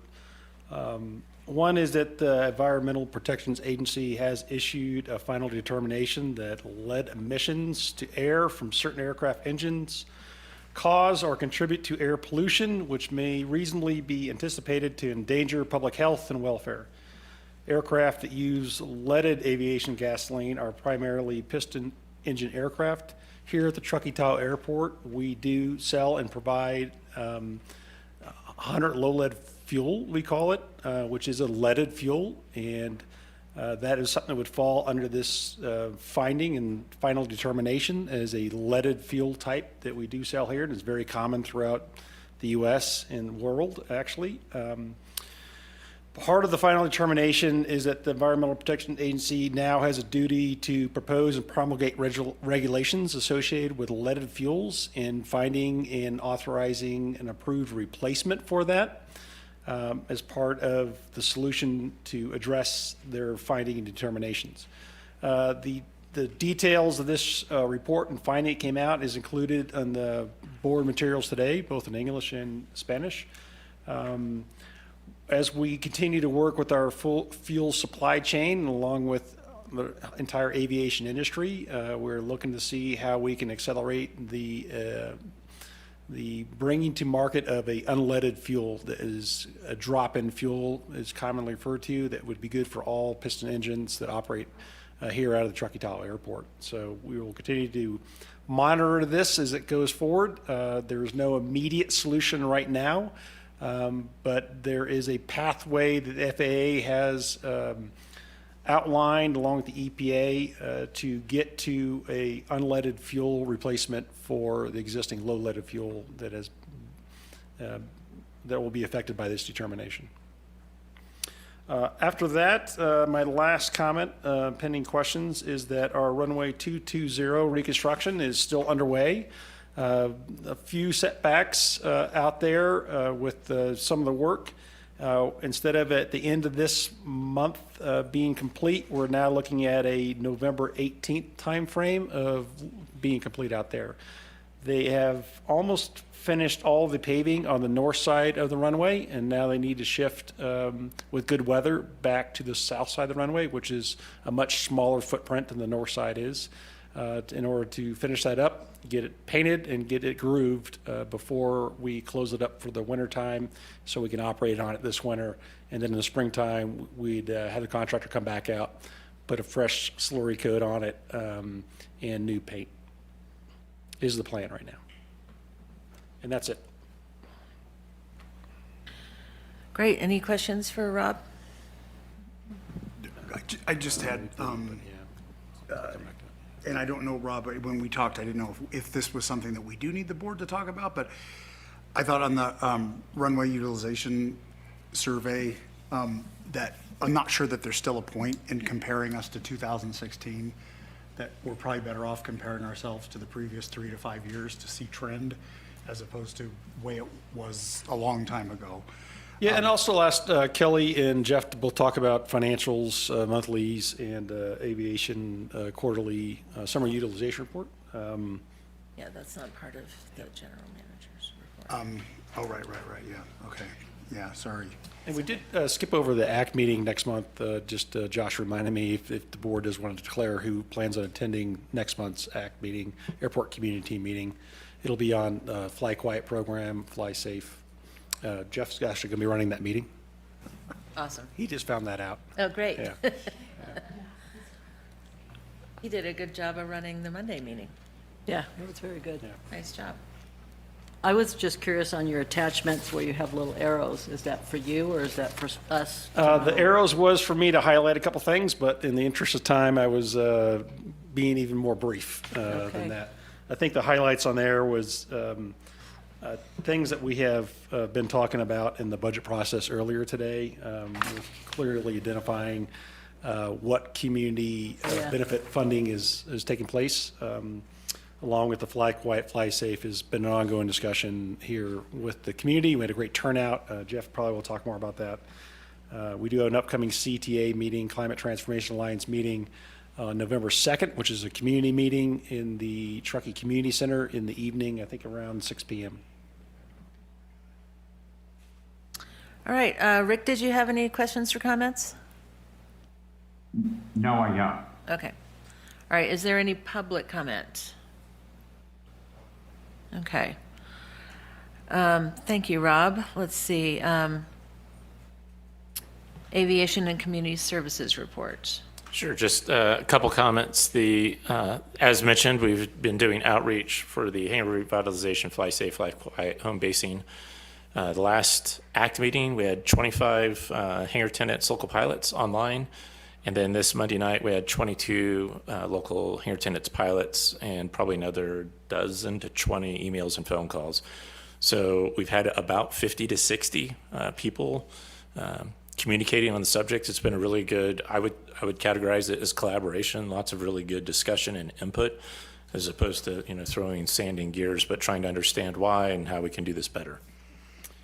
On the AVCON report, just so at the bottom left on the hanger wait list, we added a column showing the inventory instead of just a wait list, just so you can kind of get a feel for how many folks are interested in those categories. In terms of operations and comments, fewer households. Last September was 34 comments. This September it's 30 comments. And with runway 0220 under construction, the comments from Glenshire have dropped significantly. So from 18 average-ish to 7 last month. So by not conducting ops on 0220, Glenshire, as you can imagine, has gone down some.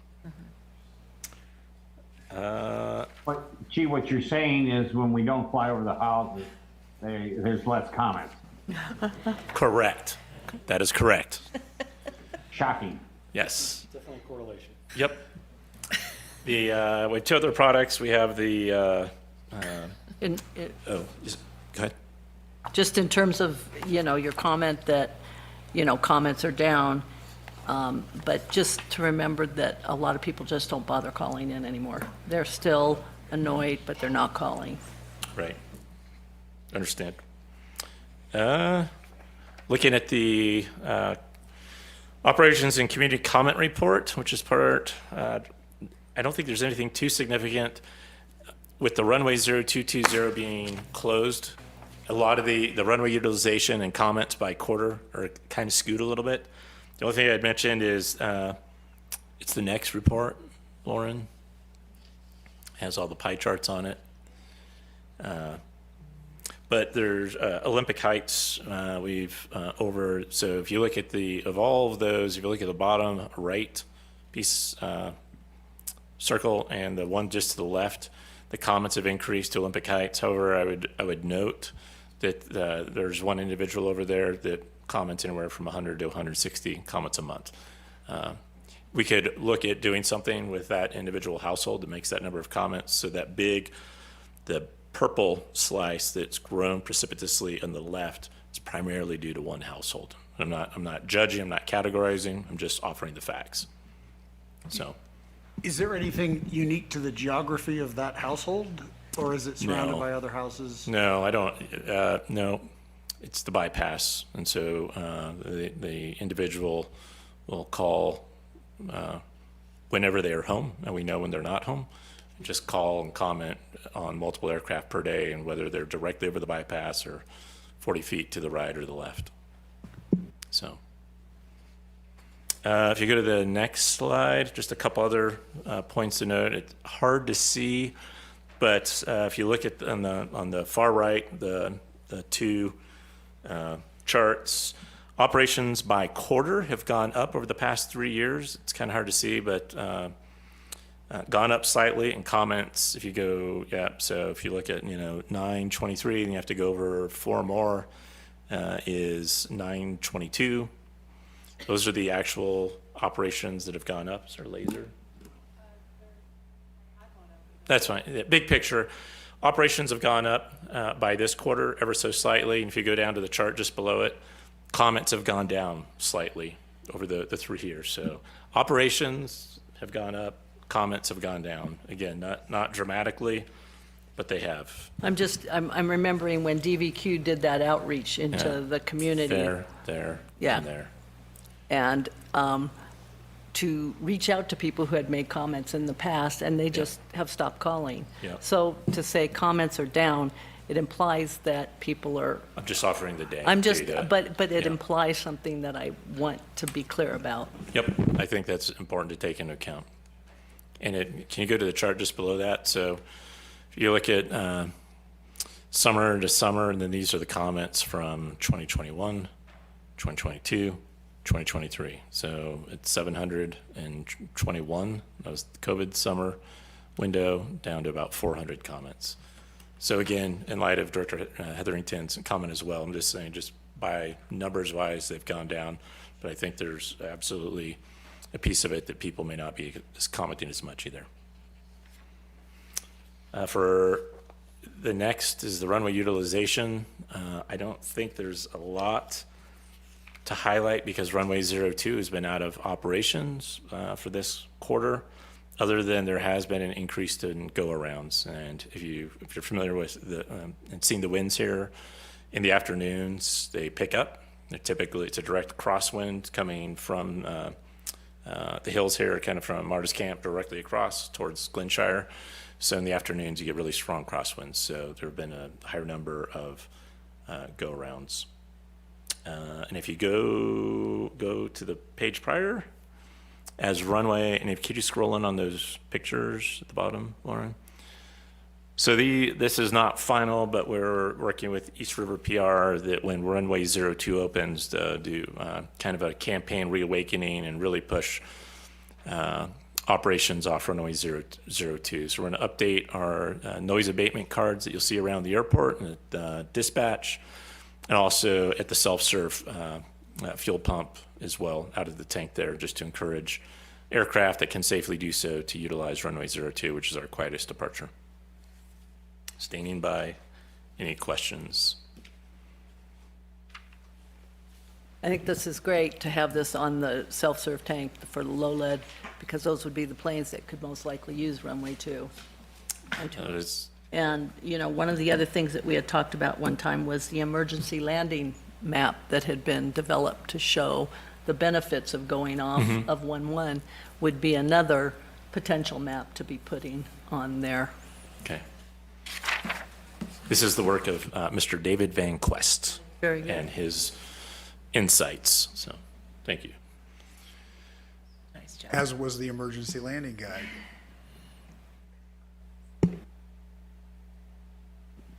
Okay. Okay. I'll hand it over to Kelly. Or any public comment on the AV report? Okay, Kelly.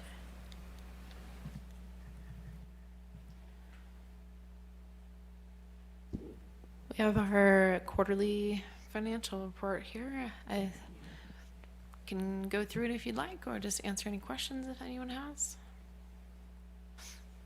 Anybody have any questions for Kelly on the report? Nope. No. Rick, any questions? No. Great, thank you. Go Thanks ahead. for the report. You're welcome. Okay. Any public comment on the finances? All right. Future agenda priorities and meeting management. Any highlights, any questions on that? I guess we had a couple of conferences in the last month. I didn't realize you'd both gone to a conference that. We did, but we highlighted. staggered our departure, so one of us was here. Yeah, awesome. Just trying to stay plugged into the industry at different levels, from Sustainable Aviation Futures that I attended, and Jeff down to the NBAA conference. Stay engaged on Yeah. current things happening in the industry, both on sustainable aviation fuels and on other industry changes. For the NBA, the two themes that were really very, very obvious were sustainable aviation. Every forum, no matter what, they had a bunch of numerous mini summits. Everything was about sustainable aviation, followed by eVTOL, electric vertical takeoff and landing. Those were the two big themes of the conference. I love that they were so surprised that we were at 100%. They were shocked. Yeah. Everyone I mentioned was Wow. shocked. And with near certainty, I would say we're the only airport in the United States that's only offers sustainable aviation fuel. I think there's a really good probability, no joking, that we're the only airport on the planet Earth to offer only sustainable aviation fuel. It is very, very unique situation we have right now. And doing it at an affordable price, approachable price. Awesome. That's that bold and innovative. Yeah. Our guiding principle, bold and innovative. Yep. Yeah. I'm not sure all our pilots agree about affordable, and people are going to Minden and stuff like that.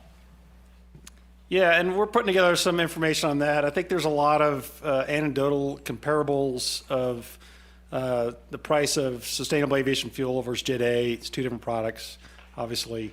And also, price comparisons of airports that are offering fuel that have a tremendous advantage over us in the way of the state that they're offering in and the tax structure of that state, which is different than California, or their proximity to actually supply chain of fuel itself, whether they're next to a pipeline, a rail line, or have large ability to purchase from a large fuel farm beyond what we have here just in our 3 tanks that we can hold.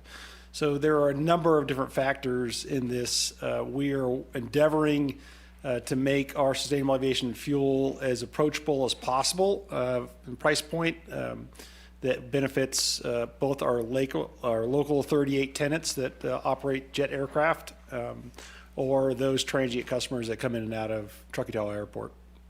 And we appreciate that everybody understands and ideally shares in our values for this community and being more sustainable as a aviation footprint here. If I could just offer an anecdotal observation and to piggyback on what Rob said, how many of us buy fuel, automobile gas when we're in Reno or when we're in Auburn, as opposed to in Incline Village, North Tahoe, or Truckee? So when you were at the conference, and you said that people were surprised that we were at 100%, and just for clarification, when we say 100% sustainable aviation fuel, this is for turbine-powered aircraft. This is not for piston. So it's Jet A SAF blended. So Right. technically, it's 70% petroleum, Right. 30% SAF, which is quote 100% SAF in the current industry parlance. So was it? I mean, is this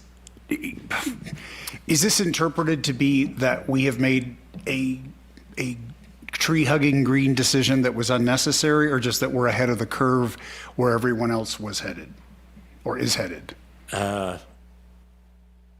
A little bit of both. I didn't get the tree-hugging piece. Well, I mean, a couple of things. that we have no honestly, regulation the only right now that place- says that right. we have to do this. The only places you can honestly get SAF right now are in California. I think there's 22 airports in the U.S. where you can get SAF. Right. California has a huge tax incentive for SAF. So you can get, there's a refinery in Southern California in Paramount. They're making SAF. Or you get it at the Crockett terminal. And that neat SAF is coming from Indonesia, and it's blended. And so the airports in Northern California, and there's some airports in Southern California. Right. Otherwise, it's really, really hard to get. There's a couple little micro snapshots. So we're in a unique zip code where we can get access to it. So the first question people ask is, how do you get it? And how do you maintain that you're 100%? Because we've tried it before. We can get a truck every once in a while. So part of it is just our location, that we're 170 miles from the terminal, right, on an interstate. So So we have a fuel supplier. Right, where I was going at was on the leaded versus unleaded for avgas for the piston aircraft. The EPA has weighed in on this, and we can reasonably expect that as that fuel supply becomes more available, that there will be regulatory advances that say you cannot sell the leaded fuel anymore. So we can anticipate that that is going in that direction. So as we migrate to unleaded avgas as that supply chain becomes available, we might be ahead of the curve, or we might be on track with other airports, but we can reasonably expect that at some point in time we will be forced to do that. What I'm asking for is, on the sustainable aviation front, are we expecting any kind of regulation that would require this coming down the road, that we're ahead of that curve, or do we imagine that this will never be Right regulated? now in the U.S., in Europe, there is regulations that require airports to transition to sustainable aviation fuel. In the U.S., there's not any regulation that requires at this point. The United States has taken more of a incentivizing the industry to build the capacity to produce sustainable aviation fuel in the U.S., and so there's a number of grant or opportunities to get funding to build capacity in the U.S. California has been more aggressive in the low carbon fuel standards sector and has more aggressively for some years now created incentives within California also on top of that to enable the additional funding for the production of sustainable diesel, sustainable aviation fuels, giving low carbon fuel credits to California. So I think there is not necessarily, I don't see any movement towards regulating this in the U.S. currently, but there certainly is a lot of money behind building capacity. Overall, the aviation industry has stated that there is a goal that the U.S. aviation industry has signed on to also to transition completely from Jet A to sustainable aviation fuel SAF by 2050. And that is a way of seeing is required in order to decrease the carbon emissions from the aviation industry, which only continues to grow over time. So this is the most approachable way to address the carbon emissions of the aviation industry today. And we are just fortunate enough to be, as Jeff said, in close proximity in a favorable state that allows us access to a significant quantity of it that we can not only secure it, but offer it at a reasonable price. Other folks just haven't even tried to figure it out yet. It's still new. Thank you. Okay. Meeting review and direction to staff. I think the primary feedback we had today that I took away was on our potential program to create some kind of down payment assistance program for employees here at Housing, and we'll be working with the folks at the JPA presented today in our team and legal team to refine that, to bring it back ideally next month if we can turn around that fast. Worst case, it would come back in January for the board. Until then, I think we talked about budgeting some numbers for next year, thinking forward as part of our budget process. Great. And then is David Love going to develop an alternative program? Are we involved with helping him with that, or is he coming back with ideas? We are going to take that on board mostly as a staff team, and David has offered to assist to help provide his feedback, given his professional experience creating a whole host of programs that are year-round in a different yet close proximity area around the aviation industry. So we're looking forward to that. And as we, next year we're talking about an air show date and air show and funding for that. The year after, we actually have an AIP program grant that we'll be applying for that redoes our entire ramp out front here. So we'll probably look at taking a gap year on air show for that year and talk about how we can continue to expand a year-round type program instead of a one-day program around aviation. Great. Are there any board member announcements? Anybody? Okay. Is there a motion to adjourn? Yes. Rick? I move we adjourn. I'll second. Director Rolfe, Yes. Director Diamond, Yes. Director Hetherington, Yes. Director Odette, Yes. Director Stevens. Yes. Motion, meeting adjourned. Thank you, Rick. 6:46. Thanks, Rick. Thank you. Good luck. When are you heading back this way? When Gail tells me. Oh. Good answer.